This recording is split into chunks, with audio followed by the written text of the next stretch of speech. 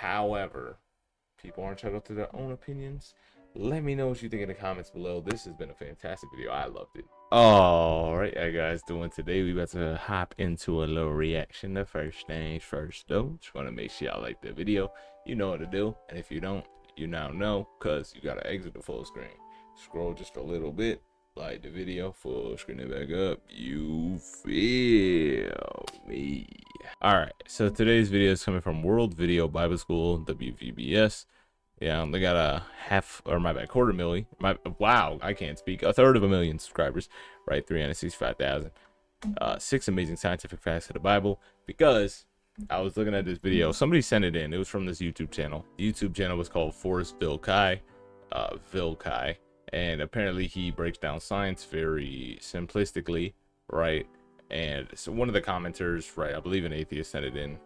Maybe a Christian, I don't really know. He just said he breaks down science pretty nicely. So I looked at his channel trying to find a nice video, came across one that said secret science in the Bible. So and it said like reaction type thing. So I was like, okay, he's gonna react to the science found in the Bible.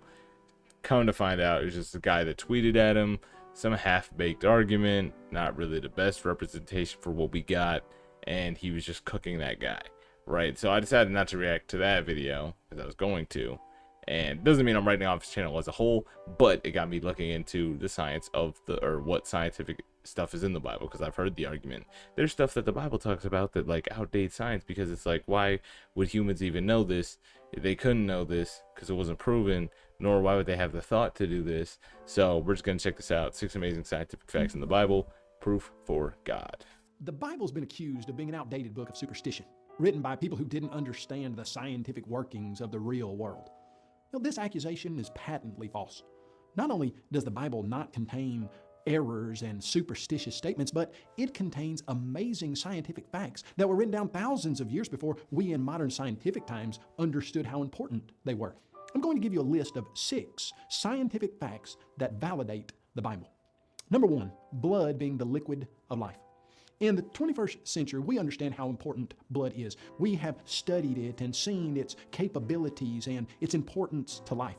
But that knowledge was not well known in the past.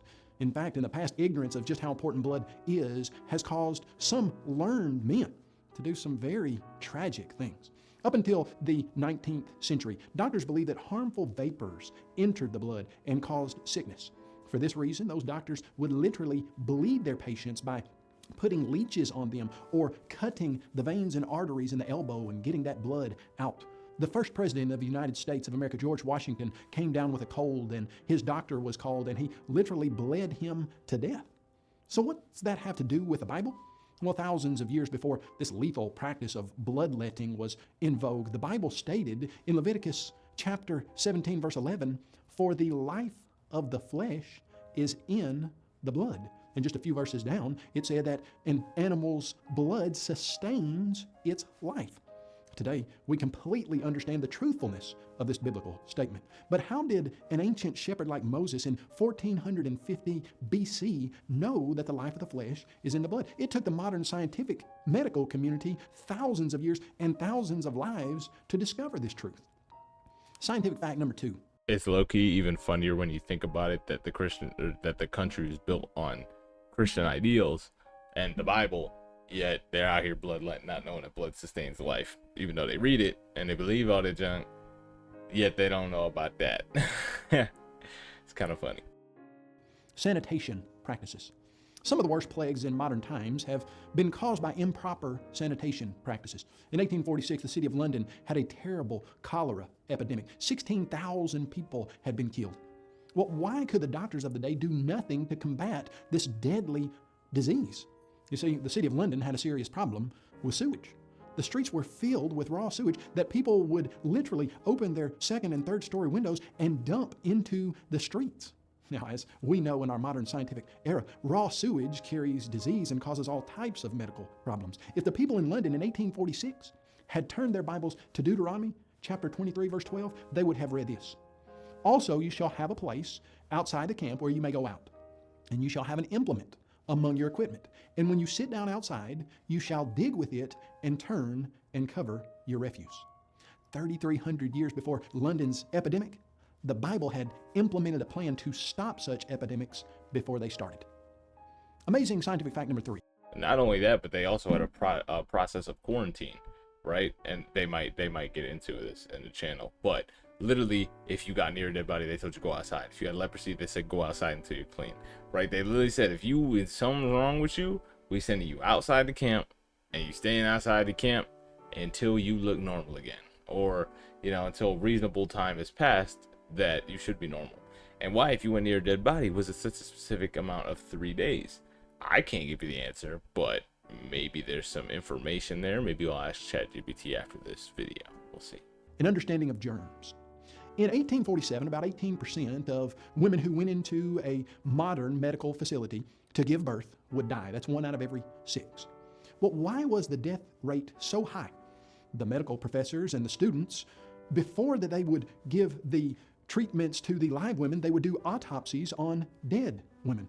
And then they would not wash their hands properly. They would many times wash them in a bowl with no germ-killing agent whatsoever, dry them on a dirty towel, and then perform those examinations on live women. Well, if you're looking at that from a 21st century observer's point of view, you realize that's terrible. They're passing germs from the dead bodies of ladies who are dying and giving those germs to the live women because they're not washing their hands. But to Europeans in the middle of the 19th century, that idea of passing a germ was a completely foreign idea to them. When the doctors and medical students implemented hand-washing procedures, the death rate plummeted from 18% to about 2%. These doctors in the mid-1800s had made an amazing discovery, or had they? Is it possible that the doctors simply rediscovered something that had already been known? Well, almost 3,500 years before the 1850s, the Bible stated, "He who touches the dead body of anyone shall be unclean 7 days. He shall purify himself with the water on the 3rd day, and on the 7th day, then he will be clean. But if he does not purify himself on the 3rd day and on the 7th day, he will not be clean." You'll find that in Numbers chapter 19, verses 11 and 12. You see, the Israelites were instructed to wash their hands in water with germ-killing agent in it 3,500 years before, in modern medical times, we knew that should be done. Amazing scientific fact. What I say? 7 days. I don't know what it is about 7 days. We'll ask ChatGPT. But 3 days and 7 days. Double hand washing if you touch a dead body. Because this is nasty. And that's just not right. I believe it's something about the dead animals too. You couldn't really go towards dead animals as well, I want to believe. Or you weren't supposed to eat the animal if it had died of natural causes. Only if you killed it. If it died of natural causes, you weren't supposed to eat it. Because that may have signified it was unclean to some sense. That's low-key smart. I don't know about you, but that's low-key smart. If I saw a dead animal back then, I would have been like, oh, free food. You know what I'm saying? Number 4, ship engineering. While you don't go to the Bible for blueprints for a huge barge, you don't think, it just so happens that maybe that is where you go. In Genesis chapter 6, verse 15, the Bible says that a man by the name of Noah builds an ark that's 300 cubits long by 50 cubits wide by 30 cubits high. And it just so happens this is a ratio of 30 to 5 to 3, length to breadth to height. Well, for thousands of years, the ark was the largest floating ship on record. In 1844, a man named Isambard K. Brunel built a huge ship called the Great Britain, and he used a similar ratio to that of the ark, 30 to 5 to 3. As it turns out, that 30 to 5 to 3 length to breadth to height ratio is the perfect ratio to build a huge boat that doesn't need to go anywhere very quickly, but needs to stay afloat and carry tons and tons of supplies. That same ratio, 30 to 5 to 3, was used by shipbuilders in World War II when they built ships called Liberty ships that were designed to carry tremendous amounts of cargo. You see, Brunel and those engineers that were building those Liberty ships, they had generations of shipbuilding knowledge. But Noah's was literally the first of its kind. Where did he get that kind of information? Well, I would suggest to you from the master shipbuilder. Amazing fact number 5, quarantine. You see, in today's world of advanced medicine and understanding of germs, the idea of quarantining sick patients and separating them from those who are well, it's standard practice. But it certainly wasn't in the ancient world because they didn't understand germs till about 200 years ago, and they didn't see a need to keep sick people separate from people who were not sick. In the Bible, however, thousands of years before modern medical science understood the spread of germs, detailed measures to prevent their spread. In the book of Leviticus, we read that people with diseases such as leprosy were instructed to dwell alone outside the camp, We read that in Leviticus 13:46. And if and when an individual got close to somebody who was not diseased, this diseased individual was told to cover his mustache or upper lip and cry, unclean. Why? Why do we tell our children to cover their mouths when they cough? Well, to keep that diseased spittle from going into the air and from infecting others airborne. When we look at these instructions in Leviticus, and we see that Leviticus had an understanding of contagion and quarantine that surpasses that of any other nation, it's interesting that the Encyclopedia of Medical History says this: the idea of contagion was foreign to the classic medical tradition and found no place in the voluminous Hippocratic writings. The Old Testament, however, is a rich source for contagionist sentiment, especially in regard to leprosy and venereal disease. Now, here again, the Old Testament exhibits amazingly accurate medical knowledge that surpasses anything known that the humans who were alive at the time during the writers' lives could have possibly come up with on their own. Amazing scientific fact number 6, food regulations. In the United States, we have the Food and Drug Administration, it's the FDA, and it's designed to make regulations that keep people from getting sick from foodborne diseases mostly. Knowing that certain kinds of food, such as pork, are more prone to carry disease, the FDA will make a regulation like this. You can go into a restaurant, you can order a beef steak that is rare. But if you go into that restaurant and you order a pork chop, you can't order it rare. Why? Well, because pork, if it's not cooked properly, has a much higher probability of causing some type of disease. But we know that in modern times. But the Bible, especially the Old Testament, written some 3,000 years before modern times, exhibits a knowledge of food-borne diseases that surpasses anything that was around during the time of the writers. For instance, when you look in Leviticus chapter 11, it mentions that pork was not to be eaten. That's a wise regulation, as we have seen. Even the modern FDA puts regulations in along those lines. But the text also forbids the consumption of bats. You say, well, I don't want to eat a bat. Well, some people do. In fact, around the world, bats in some places are a delicacy. Why not eat bats? Just so happens that bats have a very high probability of carrying viruses that can be caught by humans, especially the rabies virus. Also, in Leviticus 11, we read that things like lizards, salamanders, amphibians are not to be eaten. Well, why? Well, lizards, salamanders, amphibians, etc. have about a 90% contamination rate of salmonella. Salmonella, a bacteria that causes many people to get violently sick and some of them to die. You see, the Bible never gets a single medical fact wrong, and it exhibits a knowledge of scientific facts that is thousands of years ahead of its time. That scientific accuracy proves the Bible's divine origin.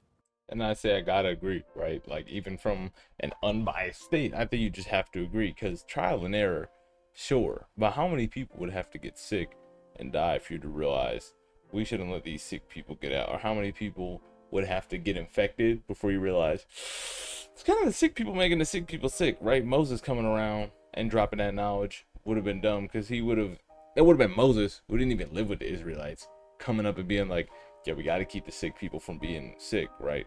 And we can ChatGPT this real quick to see if that was even a standard practice in Egypt, right, where he grew up. So I'm here at ChatGPT. We can see they did have some isolation of the sick a little bit after what range they say Leviticus, Deuteronomy was written. But it said here, Egyptian influence biblical accounts, sealed off, type things, disease control in the settlements, all that stuff. Didn't have quarantine in modern legal sense. It consistent practices separating the sick, but a little bit of time after that. Also, we want to see, okay, so we see that you couldn't participate in worship, sacrifices, or tabernacles until you were fully clean after you touched a dead body, right? 3 and 7 days. So on day 3, you'd wash your water with the purification, ma'anidah, which is water mixed with the ashes of a red heifer. On day 7, a second washing and full bathing, after which the person became clean at sunset. The gaps between day and 3 symbolically allowed for a complete purification cycle, rooted in the sacred numbers 3 and 7, often both symbolizing completeness in Hebrew thought, right? So a little twist with God. Practical health reasons, handling corpses, high risk of disease, spiritual theological reasons. Ritual wasn't about dirt and germs, but restoring somebody from the realm of death, because death was the ultimate sort of ritual impurity for them. So not gonna lie, we don't care about the symbolic or theological purposes for this part, or the religious purposes that it says up here. But practical health, possible practical and health aspects, ashes and water produce a potential alkaline solution like ancient soap, which could have a mild disinfectant property. Hyssop, which they did use, they talked a lot about hyssop branches in the Bible, has mild antimicrobial qualities, and burning a whole animal would destroy any pathogens in it, right? Just like we cook animals now, turning it into ash. It's pretty cool. And this is part of a God-given purification ritual that symbolized cleansing from the defilement of death, right? And I'd rather believe this in that sense than just believing that people over time were like, people don't feel good when they eat this thing, and then let's stop it. Or everybody seems to be getting leprosy because they're touching people with leprosy, and why would they mix ashes with it? Whose idea would that have been? Right? Same way, I don't think anybody ever went up to a cow and said, I pee out waste out of my, down there. Let me drink the one out of a cow's, but that's not even how they pee, because it's not pee, it's just sucking on the udders of a cow. Maybe somebody got freaky with a cow. I don't know, but I think it's more practical that God was like, hey, there's milk in this thing, and that led humans to doing what they do with the cow. However, people are entitled to their own opinions. Let me know what you think in the comments below. This has been a fantastic video. I loved it. Alright, that's going to be the end of the video. I hope you guys have some fantastic rest of your day. Peace.